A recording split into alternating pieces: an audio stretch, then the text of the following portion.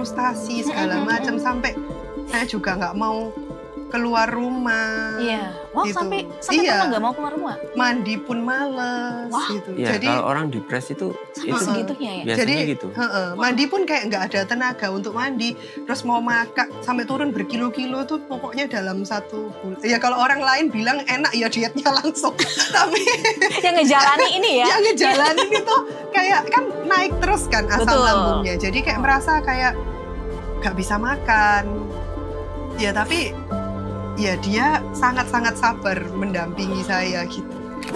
Kita belajar apa sih kenapa pernikahan itu sebetulnya ya intinya itu kan kita mau karena ini sakramen kan sesuatu yang luar biasa. Sakral kita gitu ya. mau sesuatu yang terbaik untuk pasangan kita. Benar, Terus benar. saat statement itu keluar, wow, kok bisa ya gitu Iya, ya? karena Nggak kepikiran kan Iya, sebelumnya?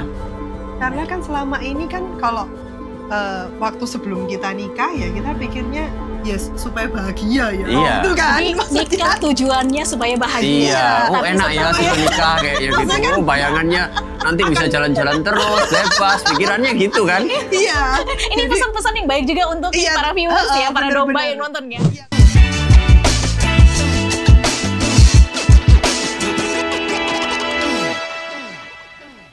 Halo, ubur-ubur ikan lele.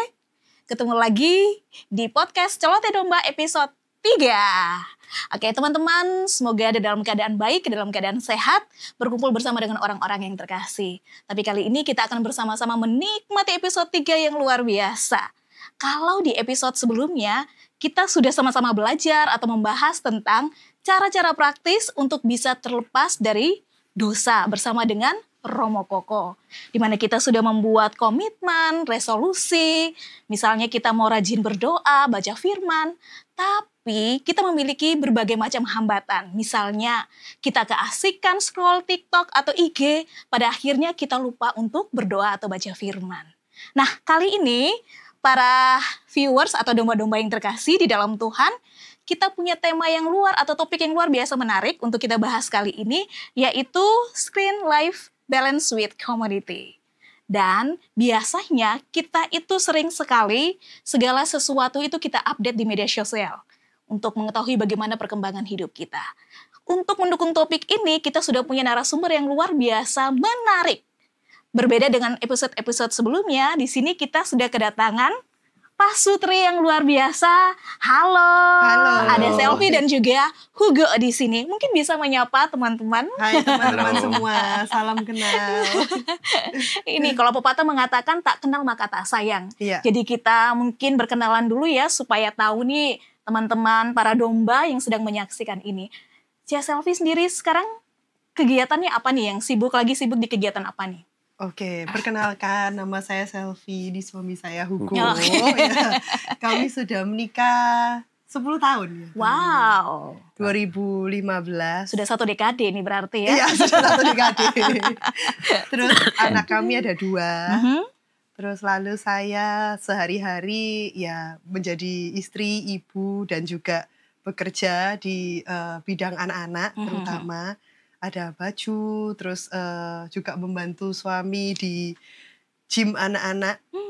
Jadi wow. ya berkutatnya di situ, gitu ceritanya. Kalau Hugo sendiri? Saya ya role pertama suami, Oke. kedua Betul, bapak betul. gitu. Terus sama perusahaan ikut sama perusahaan keluarga plus sama tadi kita merintis gym Usaha ya. bersama. Oke, nah di lain kesempatan walaupun aktif atau sibuk dengan pekerjaan masing-masing, apakah juga bergabung dalam komunitas tertentu nih, Ce? Ya, ada, kita bergabung dengan komunitas Tritunggal Maha Kudus. Oh, KTM ya? KTM, Iya. ya. Baru aja setahun lebih. Oh, Iya. terhitung sudah setahun lebih ya, Iya. join di dalam komunitas. Gimana nih setelah bergabung di dalam komunitas? Enjoy?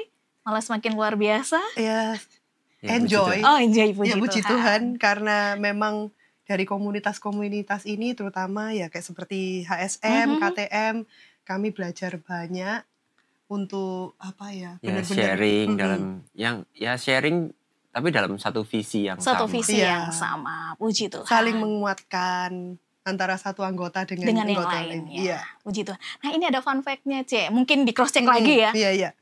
Dengar-dengar nih, Heeh. kalau seandainya Selvi sendiri ini sebenarnya bukan Katolik dari lahir. Iya, betul. Katoliknya itu pas mau menikah, benar nggak sih? Iya, betul. Itu gimana itu ceritanya? Jadi ceritanya saya memang lahir di keluarga yang agamanya kalau di KTP itu tulisannya Buddha, tapi mungkin kalau praktisnya dulu sehari-hari itu ke Konghucu ya. Konghucu. Jadi dari kecil itu untuk kehidupan iman itu bukan menjadi sesuatu yang integral di dalam kehidupan keluarga, tapi orang tua saya sangat-sangat baik ya. Maksudnya orangnya benar-benar percaya juga dengan cinta kasih dan juga mereka mengusahakan yang terbaik untuk anak-anak gitu. Jadi tapi saya disekolahkan itu di sekolah Kristen. Jadi saya ada sedikit pengetahuan tentang Tuhan dari sana. Lalu ikut-ikutan nih sama teman, ya udah ke gereja, ayo diajak ke gereja, dia pergi. Tapi nggak pernah ada pengalaman dibaptis gitu. Sampai kan saya pacaran sama Hugo, kan sejak tahun 2007. 2007. Jadi waktu kita sama-sama sekolah di Singapura, kita pergi ke gereja Katolik, mulai pergi ke gereja Katolik. Ya di sana saya merasa kayak, loh gereja ini kok berbeda ya. Kayak bener-bener menyentuh saya secara personal, bukan karena lagunya yang wow tapi kayak kedamaiannya itu saya nggak dapetin di sebelumnya tempat-tempat lain. Terus setelah itu mulailah saya waktu itu sering ke gereja sama dia. Lalu waktu pulang kan kita kan ada rencana mau menikah. Kebetulan keluarganya Hugo ini juga ada kenalan suster dan Romo. Jadi taat. Ya, saya kan juga taat dari gitu ya? dari lahir, terus sekolahnya dari TK di Santa Clara, karena kan itu kan suster-suster. Iya, betul. Ya, terus kita minta boleh nggak ternyata kalau katekumen dengan suster, terus ternyata ya diperbolehkan dan private nih malahan. Iya. Jadi dari pengalaman itu kan memang kan kalau ada yang bilang kok nggak mau fast track aja gitu. Betul. Tapi ternyata pada saat itu tuh saya waktu katekumen sama suster, ada satu suster yang ya dia impact-nya besar sekali sama iman saya juga, namanya Suster Antonia. Hai Suster Antonia. Iya, Suster Antonia. Siapa tahu mungkin beliau nonton. Iya. Jadi Suster Antonia ini bener-bener dengan sabar itu mengajari saya apa sih arti iman Katolik gitu. Terus dia pernah bilang sama saya, jangan karena kamu menikah ya, kamu pindah Katolik. Waktu itu saya mikir, kenapa suster? Karena kamu akan kecewa kalau pindahnya itu karena manusia gitu, atau calon suamimu. Wow, luar biasa. Waktu itu saya juga nggak mikir panjang ya, tapi saya merasa kayak, saya memang tertarik ke agama ini, dan saya merasa di hidup itu harus ada pegangan gitu. Jadi akhirnya ya puji Tuhan kalau saya nggak ketemu Hugo juga tidak akan bisa les sama Suster Antonia, dan juga tidak bisa masuk ke agama. Mungkin belum jalannya nggak semulus ini masuk ke agama Katolik gitu. Wah, semua dalam penyertaan Tuhan ya, dan rencana Tuhan. Betul. Walaupun kita manusia sudah mengandai-andai gini, tetap kalau Tuhan sudah berencana, ya dipertemukanlah dengan sesosok calon suami yang luar biasa, yang pada akhirnya memperkenalkan iman kekatolikan. Nah, pada saat itu setelah memutuskan, pasti kan ada proses-prosesnya, apalagi pesan Suster Antoni tadi luar biasa. Jangan sampai karena manusia kamu masuk Katolik, karena akan mendapatkan yang namanya kekecewaan. Itu luar biasa, dan sering sekali saya mendengar para romo atau para suster kalau memesan bagi orang-orang yang mau mengimani kekatolikan mereka selalu seperti itu. Karena sekali lagi kalau di Katolik itu prosesnya kan lumayan panjang seperti itu. Jangan sampai kita masuk suatu agama Katolik dengan keterpaksaan. Betul. Nah, ketika sudah memutuskan menjadi seorang Katolik nih, biasanya kita sering dengar nih, aduh kalau ikut Tuhan tuh enak tuh. Jalanmu pasti mulus, kamu diberkati, sukacita luar biasa itu ya. Kalau bisa nggak ada penderitaan atau masalah di dalam hidup. Tapi apa yang terjadi? Ternyata dalam perjalanan iman kita ya kita menyadari kalau memang tidak mungkin hidup itu tidak ada masalah. Iya. Bukan karena Tuhan tidak cinta sama kita, tapi karena Dia terlalu sayang sama kita, Dia mau membentuk karakternya kita. Ya, saya setuju banget itu. Kalau Iya. Hugo sendiri gimana nih? Iya. Sebetulnya saya dalam prosesnya itu juga belajar banyak sih sebetulnya dari dia. Karena kan saya Katolik itu dari lahir. Ya suruh pelajaran agama ya ikut, suruh ke gereja ikut gitu. Tapi kita nggak benar-benar mendalami apa sih maknanya gitu. Jadi kadang-kadang saya berpikir, wah, orang yang belajar agama Katolik setelah dia bukan waktu dari bayi, itu malah pendalamannya itu jauh daripada kita-kita yang dari lahir ya. Terus ya itu yang menyadarkan saya, dan dalam proses itu saya mikir ya untuk percaya bahwa Tuhan ini sayang sama kita, dan dalam hidup nggak ada suffering itu seperti tadi bilang kayak bakal semua lancar. Wow, itu kayaknya sesuatu yang sulit untuk dipercaya gitu loh. Karena ya nggak mungkin kalau misalkan kita nggak ada suffering gitu ya. Kalau kemarin kita juga sering sih sharing tentang itu. Kita ngomong perjalanan bagian dari luapan kasih Tuhan ya. Perjalanan hidup itu kenapa sih, pertanyaan kita semua lah ya. Iya. Orang kenapa sih kok percaya dengan Tuhan Yesus itu, terus bis gitu kita harus suffering, kan nggak masuk akal ya, kayak pikir. Ya, kalau saya memaknainya bahwa hidup itu perjalanan, kayak pilgrim. Kalau pilgrim itu, kalau perjalanan itu tidak ada suffering, tidak ada apa-apa, kita nggak mungkin butuh Tuhan. Dan mungkin kayak hamster wheel, atau kita jalan di dalam treadmill gitu ya. Bener. Jalan terus aja, nggak ada batu, nggak ada apa, jalan terus aja. Enjoy aja jadinya. Nggak kerasa apa-apa kan. Nggak mungkin kerasa apa-apa gitu. Tapi saat kita mengalami kesusahan, jatuh, sampai kadang-kadang kita ini mesti apa sih? Mesti apa, nggak tahu, dan itu baru kita tergeletak, itu baru lihat ke atas kan. Iya, Tuhan. Saya sudah nggak bisa Hanyalah jawabannya. gitu. Nah, di saat-saat seperti itu tadi sudah disampaikan juga bagaimana Tuhan itu mengizinkan yang namanya suffering itu ada dalam kehidupan kita. Pernah nggak punya satu momen atau titik terendah di dalam kehidupan?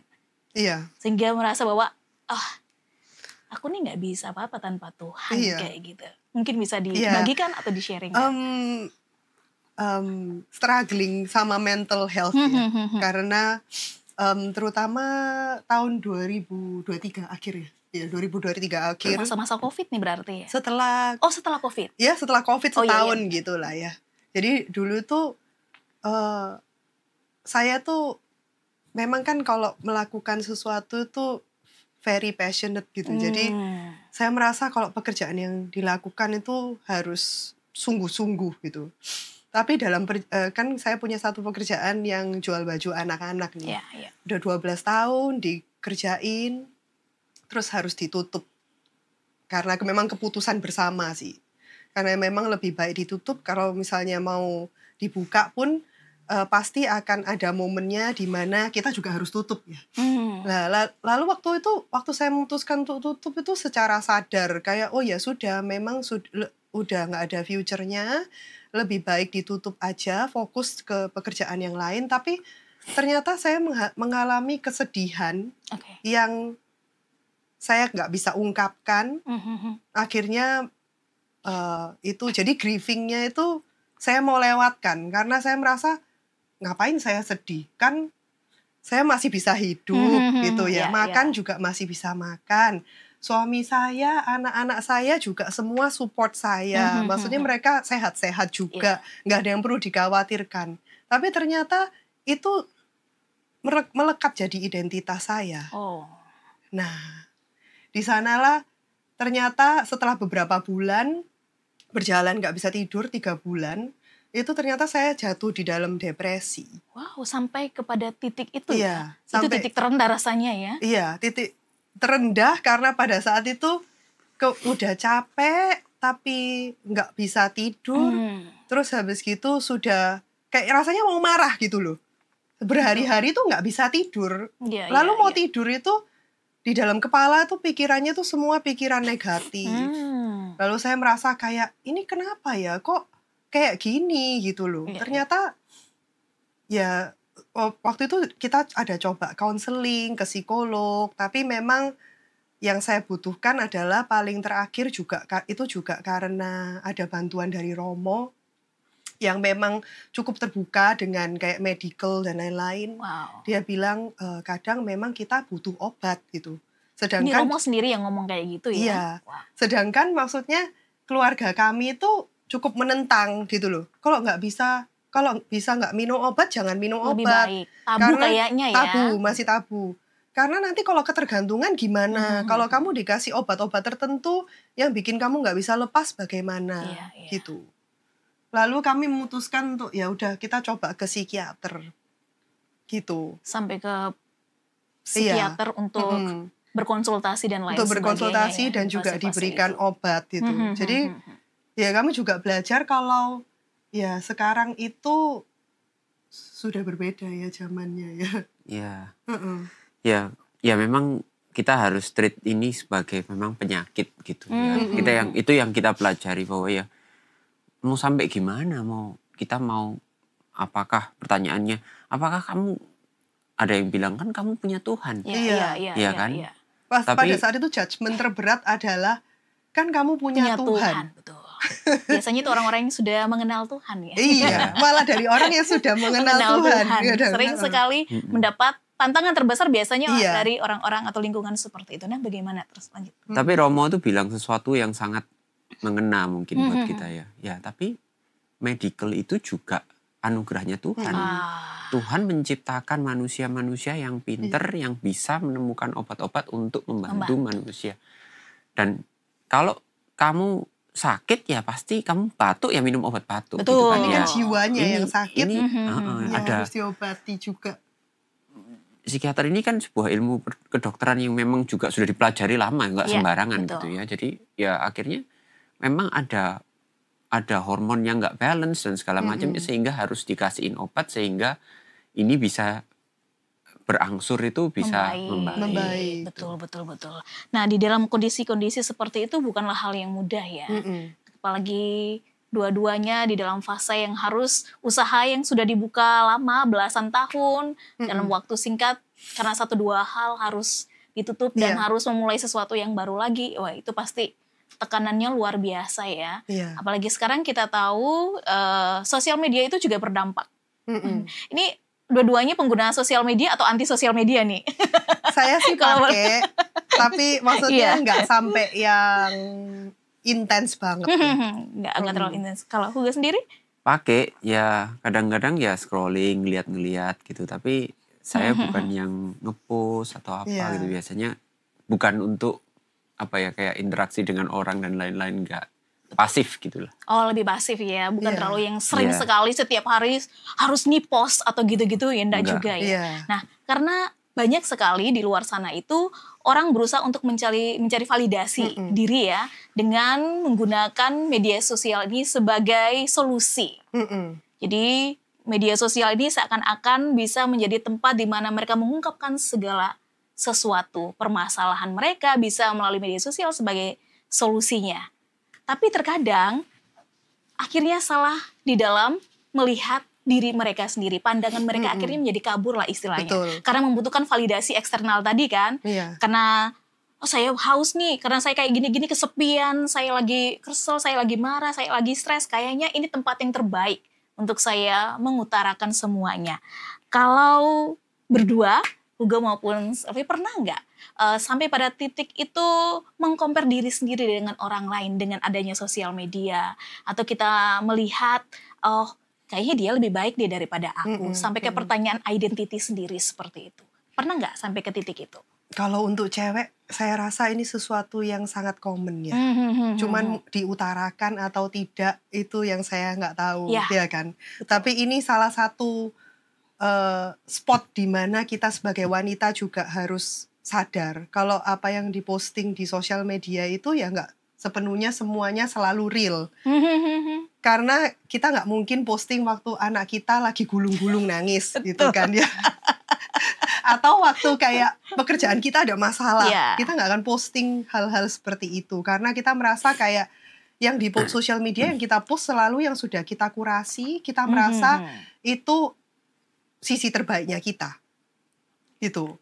Dan ya kita memang harus berhati-hati. Kalau dulu saya pernah beberapa kali, apalagi kalau waktu down itu ya lebih baik off aja sosial media. Karena kalau down kita ngelihat orang lain doing well gitu, kita merasa kayak loh kok kita nggak bisa sampai tahap itu ya, begitu. Betul. Jadi kita mempertanyakan diri sendiri terus gitu. Jadi kita melihat bahwa aduh kok hidupnya dia tuh lebih enak ya daripada saya ya.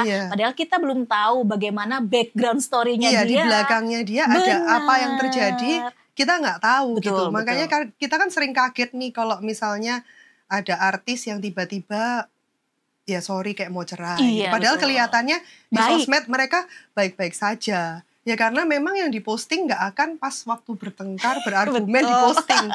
Yang ada kan pas waktu kita lagi happy gitu diposting. Nah tapi saya juga belajar satu hal, juga baru-baru ini dari seorang Romo. Dia bilang kalau kita itu mau melakukan segala sesuatu harus ingat kita tuh untuk satu audiens aja. Yaitu Tuhan. Itu? Oh wow. Iya. Jadi kan Tuhan memang nggak kelihatan gitu ya. Memang kalau yang menggoda kan di sosial media kan followernya, like-nya. Benar. Gitu ya. Jadi kalau misalnya kita ada banyak like, kita merasa lebih dicintai. Iya betul. Apakah padahal ada saat-saat tertentu kita jenuh nih, atau nggak ada ide, atau nggak bisa posting. Kita apakah kita ini value-nya berkurang?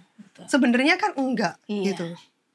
Nah itu yang sering sekali terjadi, ada kesalahpahaman ya, mengartikan sosial media. Sebenarnya sosial media itu baik ya. Jika digunakan dengan baik. Tapi yang terjadi sekarang itu media sosial itu sebagai tempat di mana seseorang itu bisa menunjukkan jati dirinya. Ya, satu foto itu bisa diinterpretasikan oleh orang lain tuh dengan berbagai macam cara. Waduh, dia ini kok sukses ya dibanding aku. Wow, dia kok bisa seperti tadi disampaikan. Kok bisa ya dia sudah sampai di tahap ini sedangkan aku kayaknya belum bisa di tahap itu. Ya. Nah, itu yang jadi pergumulan atau pertanyaan. Kalau Hugo sendiri gimana kalau melihat hal ini? Iya, kalau saya karena apa ya? Pengguna sosial media, terus saya tuh sosial medianya tuh biasanya tuh ngeliatin sesuatu yang saya suka aja. Jadi fokusnya itu kayak misalkan karena kita ada usaha gym yang anak-anak tadi misalkan gitu. Saya tuh suka ngeliatin tentang sports gitu ya. Tapi itu seringkali berlarut sampai terlalu lama mungkin ya. Jadi mungkin kita kan nggak kerasa ya, kadang-kadang scrolling sudah 15 menit. Sebentar lagi lah, udah sejam gitu ya. Betul. Ada waktunya, terutama waktu during LAN ini ya. Saya karena anak saya yang laki ini lagi belajar tidur sendiri, jadi kita biasanya temenin dia sampai sebelum tidur.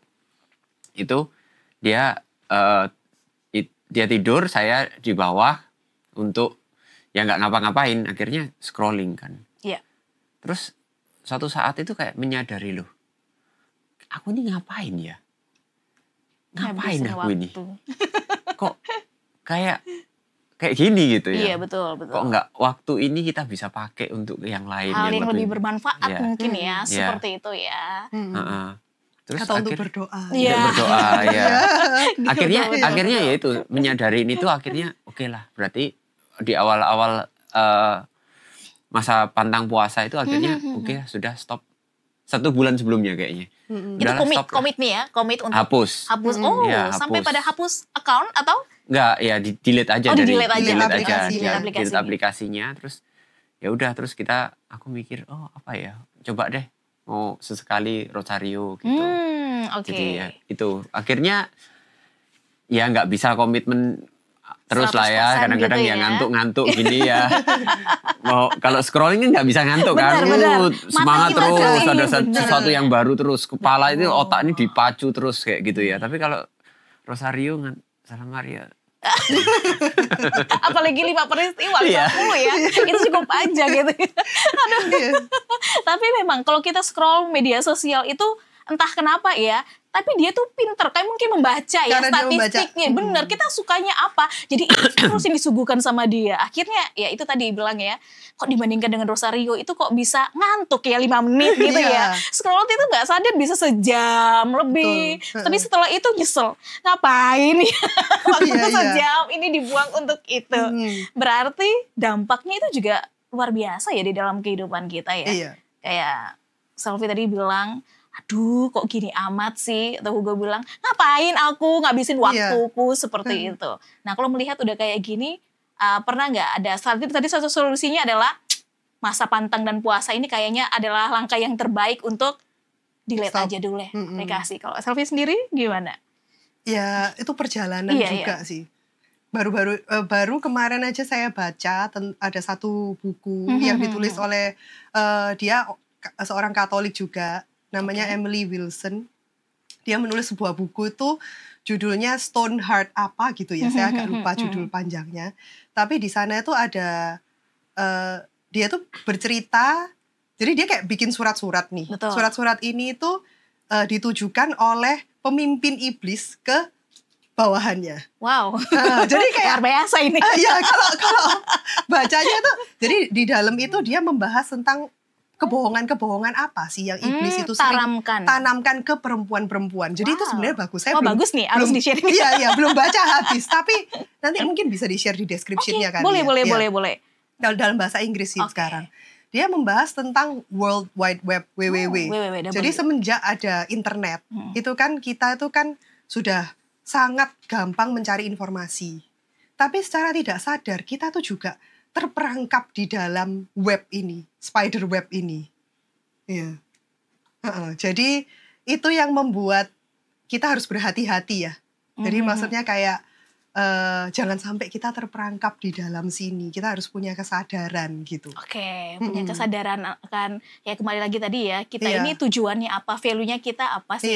Jangan sampai sosmed ini mempengaruhi value-nya kita yang terutama. Seperti pesan Romo tadi ya. Iya. Ingat, kamu hanya fokus cuma satu orang gitu, yaitu kepada Tuhan gitu.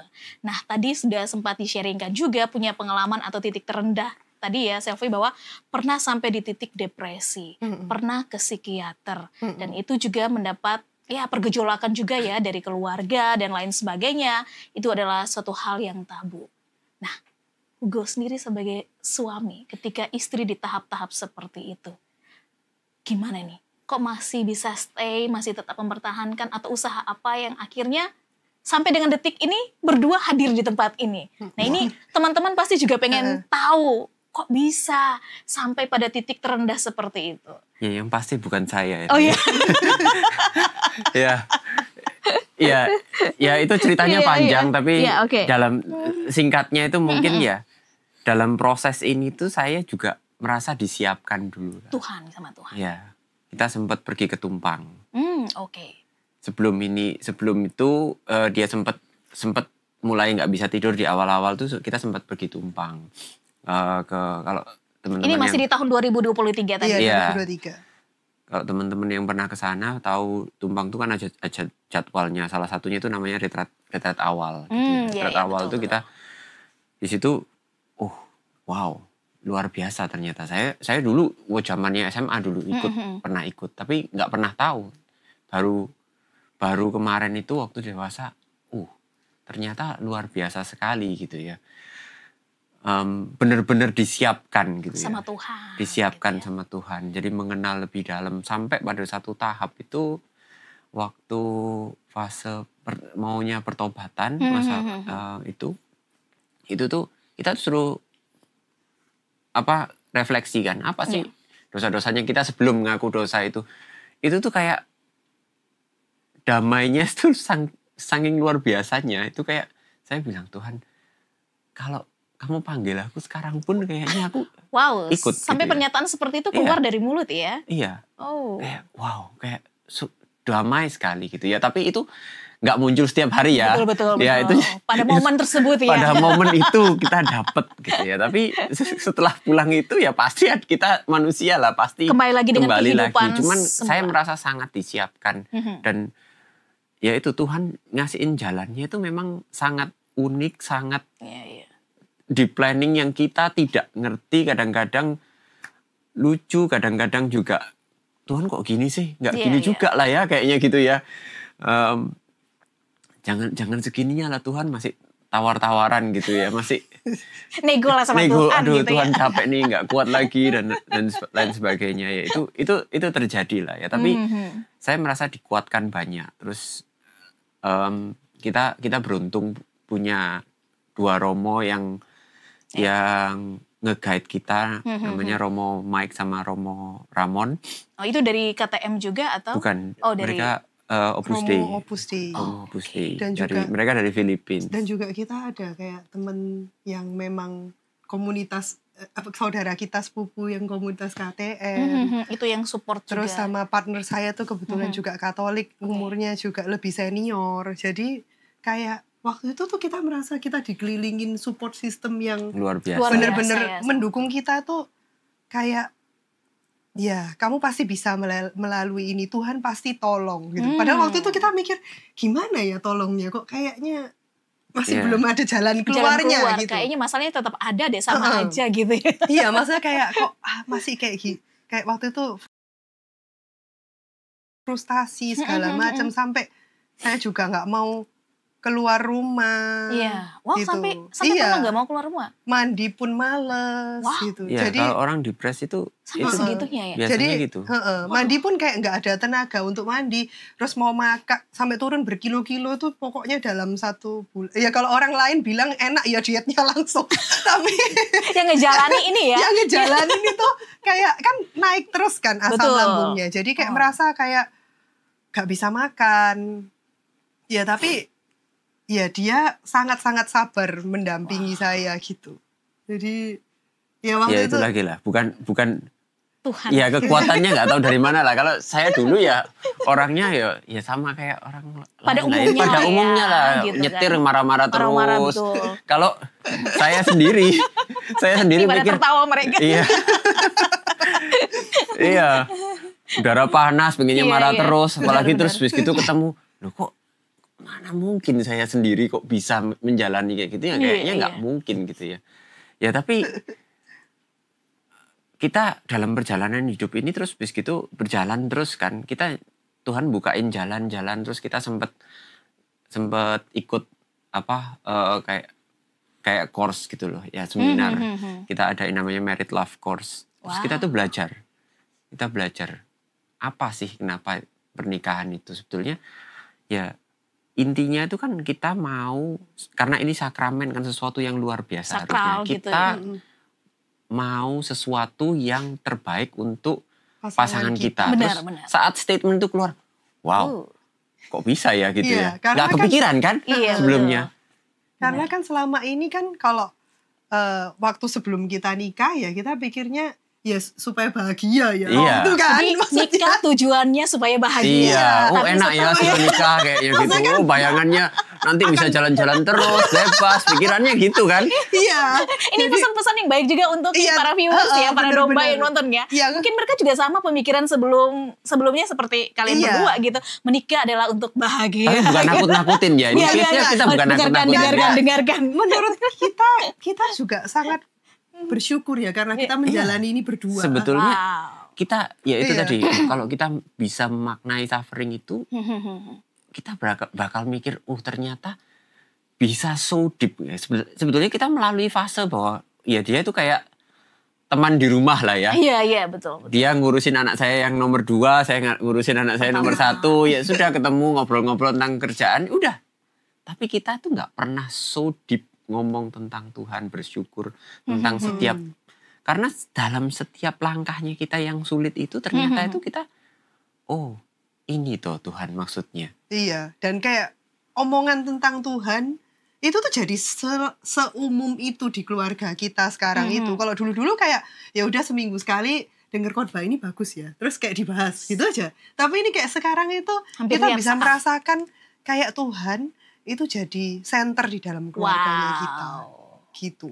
Iya, kalau pasti kita merasa kadang-kadang, sering kali lah ya dalam sebuah relationship, kalau salah satu yang kita belajar di situ adalah totality katanya. Di situ totalitas, bahwa kita itu menginginkan yang terbaik yang lah. terbaik dan eksklusif untuk pasangan kita. Mhm.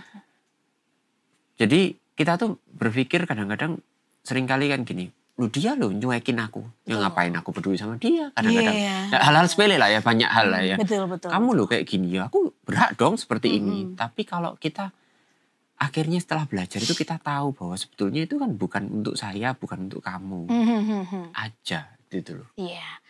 Dan bukan untuk anak itu. Betul.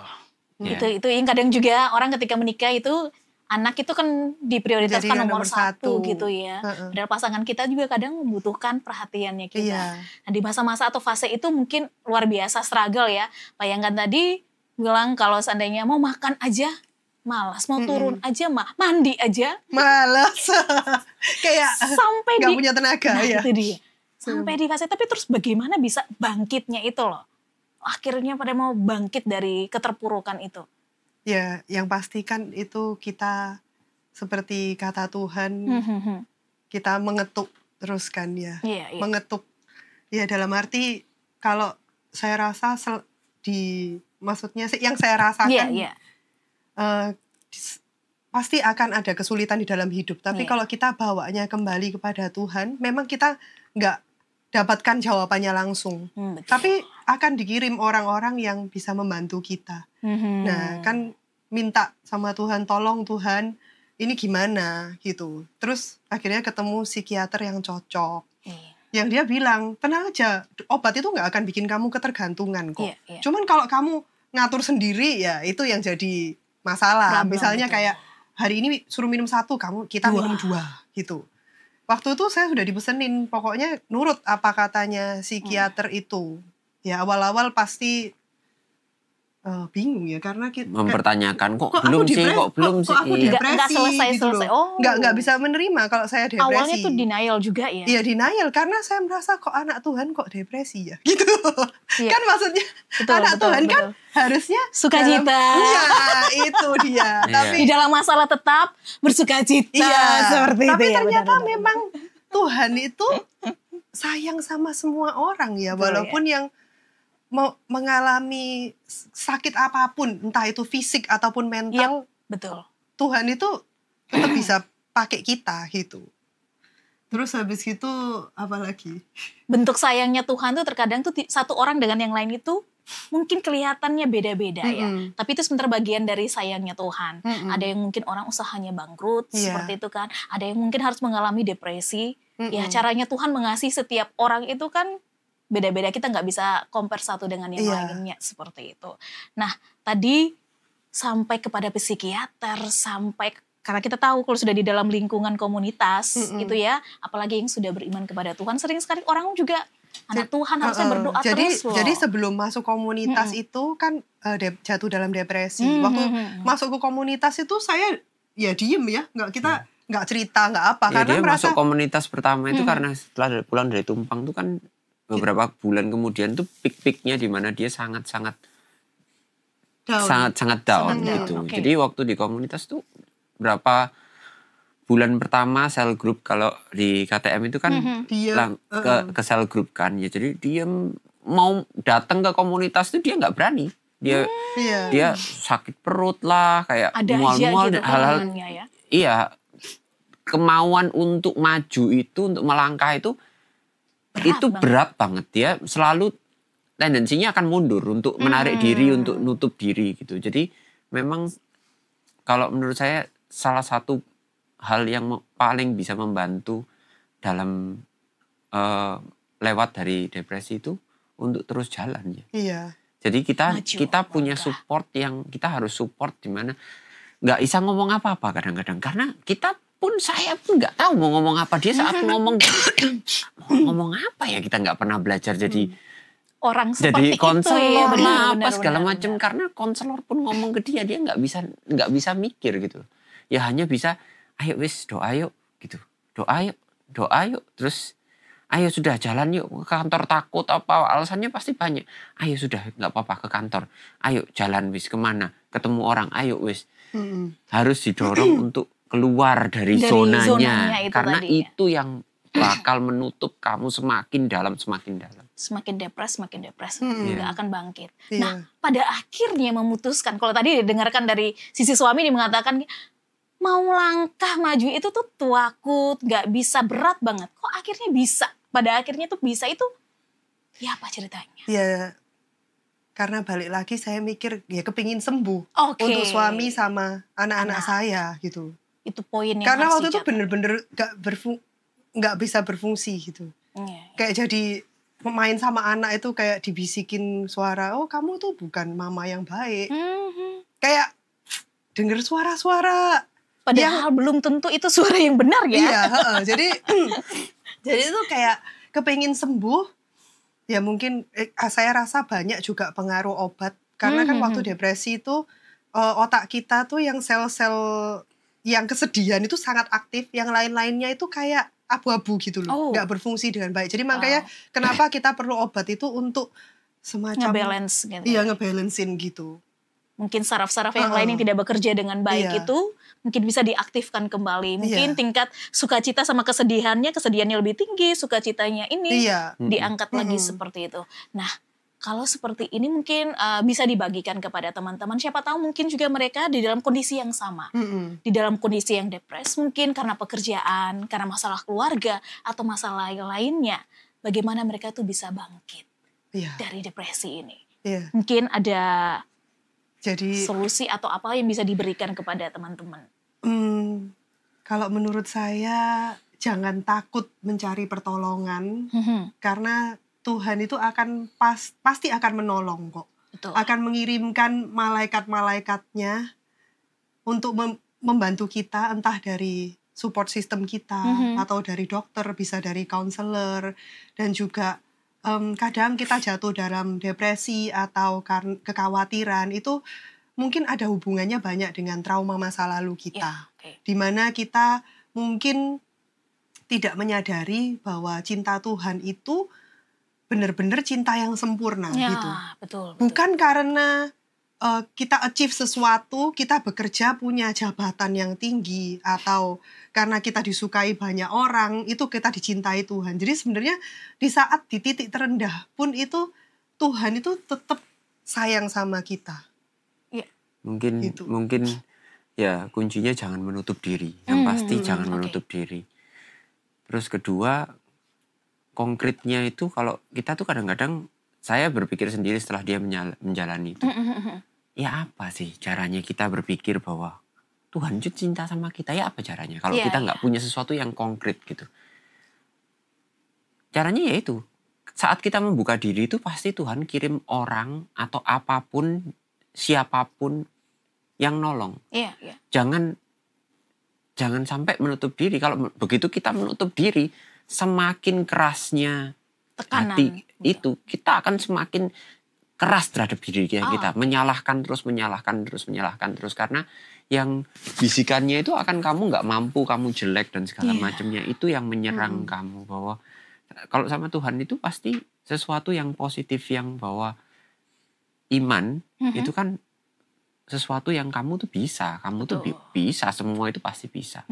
Itu bisikannya Tuhan itu seharusnya seperti itu. Tapi saat kamu percaya dan menutup diri, kamu akan masuknya itu yang semua yang negatif, yang jelek. Menyerang, betul.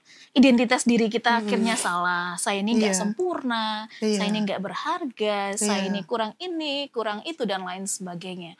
Akhirnya lama-kelamaan relasi kita sama Tuhan pun akhirnya berkurang gitu kan? Dengan Tuhan, dengan orang di sekitar kita semakin berkurang, semakin menyalahkan. Oh, orang sekitarnya kita, ini terbukti loh, orang sekitarku tuh nggak peduli sama aku gitu. Saat orang pun kadang-kadang di fase gitu, dia juga pernah sama saya tuh, kamu loh kayak gini, loh kok bisa ya berpikir seperti itu ya gitu. Nah, menyalahkan orang kita lain. Kita pun orang yang di sekitarnya memang butuh grace dari Tuhan gitu loh. Karena bahwa kalau kayak gini aku ngomong lagi, udah deh selesai. Betul. Malah lebih dalam lagi.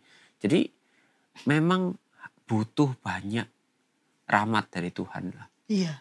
Dan itu kita dapatkan banyak ketika ikut misa dan menerima komuni. Wow. Itu kayak yang sampai sekarang saya merasa, dulu tuh saya merasa masa sih gitu.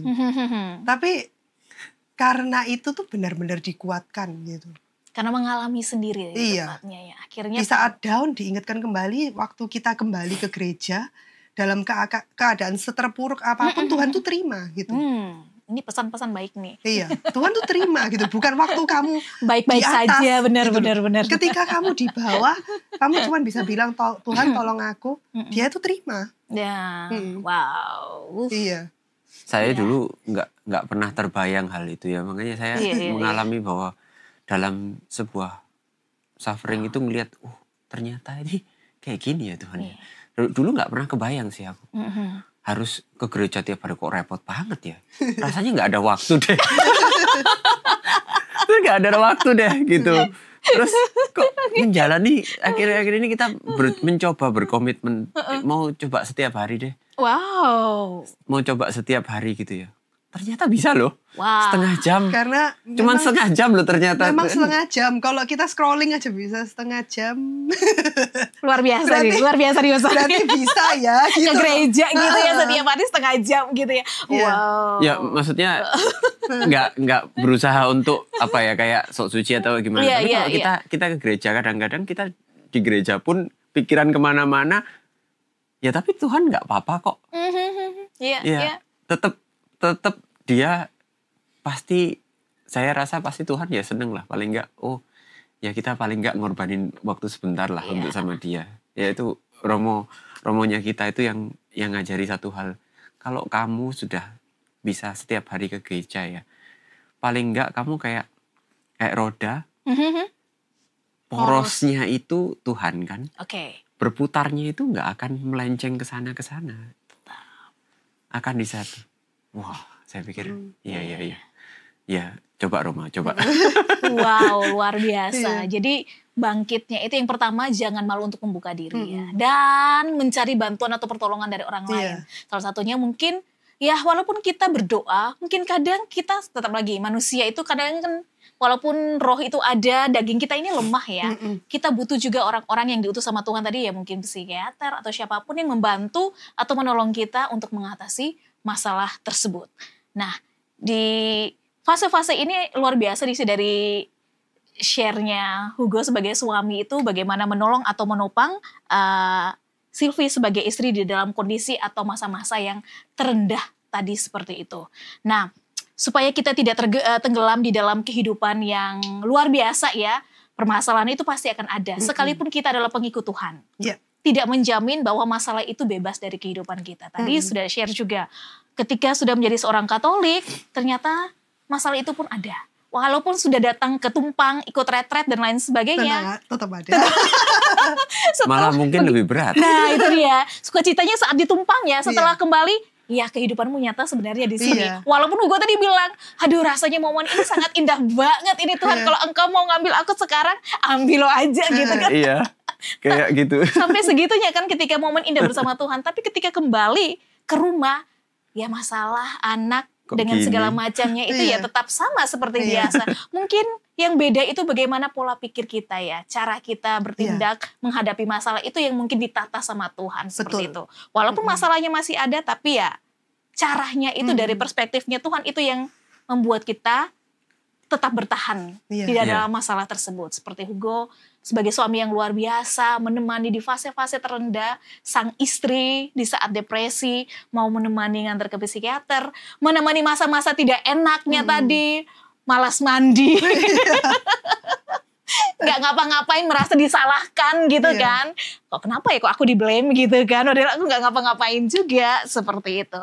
Nah oke, sebagai penutupnya mungkin ada pesan atau tips-tips buat teman-teman untuk bagaimana bisa screen life balance with community seperti itu. Mungkin ada pesan-pesan? Kalau kita sih mulai dengan kita punya rutinitas yang harus ada di waktu-waktu tertentu itu kita set lah. Paling enggak kita Katolik ada doa malaikat Tuhan nih. Oh iya betul. Jam 6 pagi, jam 12 siang, jam 6 sore. Betul. Paling tidak kita punya waktu break di sana sejenak ya, berapa menit ya, cuman selesai lanjut lagi. Tapi diusahakan itu satu.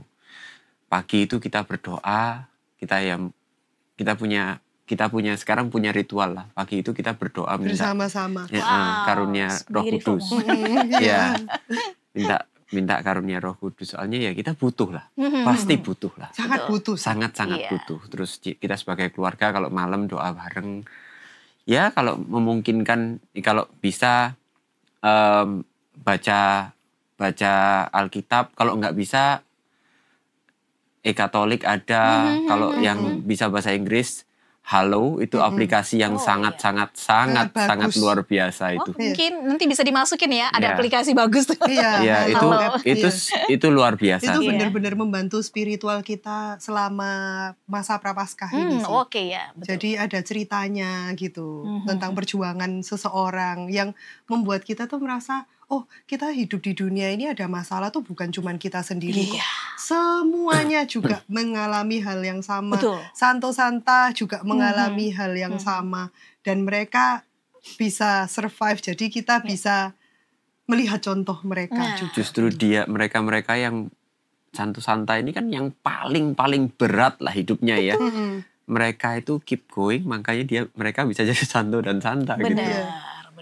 Apalagi di masa prapaskah ini ya. Iya. Ini jadi momen-momen yang indah bagi kita bersama-sama berjalan bersama Kristus ya. Masa-masa di mana Tuhan Yesus itu harus menanggung semua penderitaannya kita, semua dosanya kita melalui masa-masa prapaskah. 3 hari, Trihari Suci nanti kita akan semakin melihat bagaimana Yesus itu luar biasa mengasihi kita. Bukan di saat kita sedang baik-baik saja, bahkan di saat kita itu berdosanya luar biasa, di titik terendah, justru disitulah Tuhan itu membuka tangannya lebar-lebar untuk setiap kita. Jadi untuk teman-teman atau viewers yang terkasih, para domba yang dikasihi Tuhan, hari ini kita sudah belajar tentang Screen Life Talent Suite Community, bahwa masalah itu tetap ada, tapi kita jangan jadikan media sosial itu sebagai sarana untuk menyelesaikan masalah kita. Ya, karena ya itu kembali lagi, itu bukan satu sarana yang baik, sarana yang baik. Tapi kita datang cari Tuhan, cari komunitas, cari orang-orang yang bisa memberikan support positif, di mana kita bisa menjadi pribadi yang lebih baik di dalam mengatasi setiap masalah kita. Kita sudah belajar dari pasangan ini, dari Selfie maupun Hugo, bagaimana mereka tetap bertahan sebagai pasangan suami istri, sudah 1 dekade melewati fase-fase terberat di dalam kehidupan keluarga ya, usaha tutup, terus istri mengalami depresi, harus mencari bantuan di sana sini, menghadapi keluarga yang menolak dengan adanya psikiater dan lain sebagainya. Tapi percayalah ketika mereka berusaha untuk memprioritaskan Tuhan, Tuhan mengirimkan orang-orang yang terbaik yang ada di sekitar mereka. Romo, suster, bahkan psikiater yang benar-benar dipakai oleh Tuhan untuk menyembuhkan depresi dari Selfie tersebut. Jadi teman-teman, mari di masa Paskah ini, sebentar lagi kita akan merayakan Paskah, kita mau terus melihat bagaimana penderitaan Tuhan Yesus itu adalah bagian dari perjalanan kehidupan kita, bahwa kita manusia tidak akan pernah luput dari masalah sekalipun pengikut Tuhan. Tapi masalah menjadi sarana yang baik untuk kita bersuka cita bersama dengan Tuhan. Amin. Amin. Sampai jumpa di podcast berikutnya. God bless you. God bless you. Bless you.